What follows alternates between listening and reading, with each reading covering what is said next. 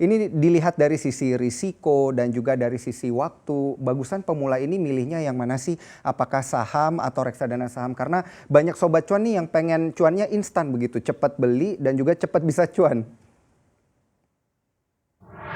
Oke, mungkin ini ya, tentu berbanding lurus ya kita dengan prinsip, high risk high gain ini, sekali lagi mungkin saya kembalikan dengan ketersediaan waktu ya untuk, misalkan, teman-teman yang masih yang, baru mulai tapi tidak banyak waktunya, kita sih, tentu tidak ada salahnya mencoba dulu masuk dengan melalui reksadana gitu ya, reksadana saham. Tapi, saya curiga ujung-ujungnya sih nanti akan timbul rasa ingin tahu gitu ya, makin pengen tahu gitu ya. Dan mungkin kalau udah ada waktunya, dan, secara knowledge juga lebih, mumpuni gitu ya, bisa pelan-pelan beralih ke investasi, investasi saham secara langsung gitu. Nah ini yang menarik adalah kalau misalkan kita bicara tentang, potensi imbal hasil, tentu ya bisa saya bisa bilang dengan secara absolut itu mungkin kalau saham individu, potensi ya, sekali lagi potensi gain-nya tentu lebih besar. Kenapa? Karena Mhm. kalau kita perbandingannya dengan reksadana, aturannya itu adalah mengharuskan untuk dilakukan yang namanya diversifikasi gitu. Jadi fund manager itu mereka harus memiliki atau membagi ya portfolionya, melakukan diversifikasi, jadi tidak boleh terkonsentrasi terhadap satu atau dua emiten atau saham tertentu ya tentunya.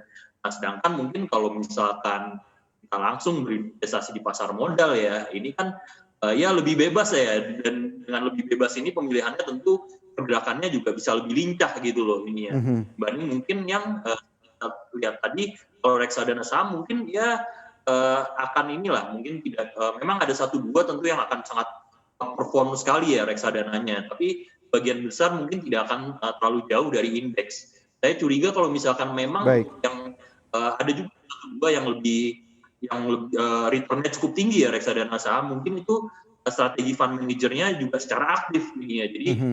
reksadana saham sendiri ada dikelola secara aktif atau secara yang lebih pasif atau mengikuti indeks saja lah atau mengikuti betanya Mhm. saja kita lihat. Tapi ada juga kalau saya baca ya memang dari data ada juga yang puluhan persen gitu reksadana saham keuntungan ya, walaupun mungkin tidak banyak ya ini ya produknya.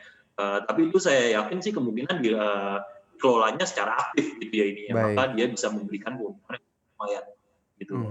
Mhm. Kalau Kurang lebih hal-hal gitu yang Mas ya. perlu dicermati untuk pemula, ketika akan memilih produk saham dan juga reksadana saham ini apa aja nih yang paling penting gitu Pak Angga? Oke, mungkin yang paling sederhana aja saya saham dulu ya. Mhm. Iya. Kalau misalkan saham secara individu mungkin yang paling sederhana kita lihat adalah valuasinya ya. Yang paling yang mungkin saya tekankan paling pertama gitu ya. Apakah sudah cenderung overvalue atau udah mahal atau masih under value atau relatif lebih murah lah ini ya.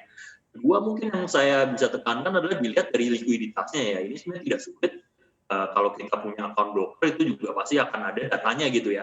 Mhm. Tentu kita harus hindari saham-saham yang kurang liquid lah ya istilahnya ya, unless kita mau jangka panjang banget gitu loh, misalkan value investor gitu ya. Sebenarnya kan ketertarikan orang itu mungkin banyak dilandasi dengan membaca figur-figur seperti mungkin Warren Buffett atau Bapak Lo Mhm. Keng Hong di Indonesia ya, menerapkan prinsip itu ya, mungkin itu tidak terlalu pengaruh ya.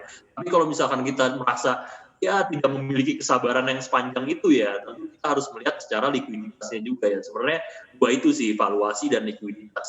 Kalau untuk reksadana Mhm. saham sih, untuk reksadana sih mungkin yang kita lihat mungkin track record dari manajer investasinya dulu ya, secara secara garis besar ya, apakah ini memiliki reputasi yang baik. Kedua juga mungkin selain track record manajer investasi, track record kinerja portfolio sahamnya itu biasanya mereka memberikan di prospektus gitu loh. Ada mungkin dalam Mhm. setahun terakhir, 2 tahun terakhir, dan bagaimana perbandingannya terhadap benchmark atau mungkin dalam hal ini bisa ESG atau bisa LQ45 gitu. Mungkin Mhm. tips-tips sederhananya itu sih kalau mau memilih Baik. baik saham maupun reksadana.